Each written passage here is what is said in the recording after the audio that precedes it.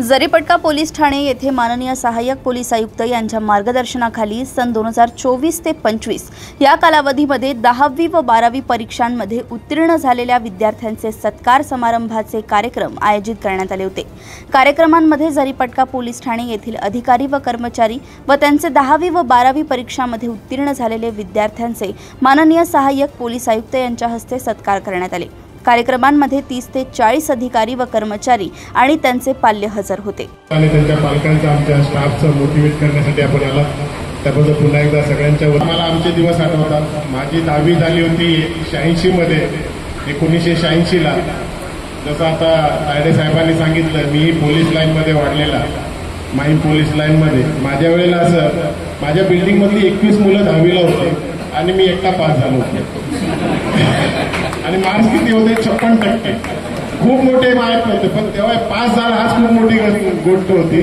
86 ला 21 मुलांपैकी एकटा, वडील पोलीस मध्येच होते त्यावेळेला। 10वी नंतर पोलीस भरती आलं होते, आता 12वी आहे, त्यावेळेला त्यांच्या डोक्यात हे चक्र चालू झालं होतं की आता पोरगा 18 वर्षाचा कधी होतो आणि कधीला भरती करतो। ते जी म्हणजे पोलिसांची वडिलांची मानसिकता असायची की यांना पोलीस भरती केलं की आपण मोकळे झालो, नोकरीला लावलं की मोकळे झालो। 12वीला परत 58% पास झालो कॉमर्समधून।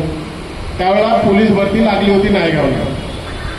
नायगाव म्हणजे पोलीस एंट्रीसाठी भरायचं, त्याच्यासाठी निर्देश काही लागत नव्हतं तेव्हा। मला वडिलांनी पोलीस भरतीच्या लाईनमध्ये उडी केलं आणि संध्याकाळी मी घरी आलो, मला काय झालं ते सांगून गेले कामावर। मी ती लाईन सोडून पळून गेलो आणि रात्री घरी गेल्यानंतर सांगितलं मला मार्क्स कमी पडले, सिलेक्ट नाही झालं। माझी इच्छा त्यावेळेला पोलीस भरती व्हायची नव्हती, परंतु कालांतराने काही प्रसंग असे निर्माण झाले की पोलीसमध्ये यावं लागलं।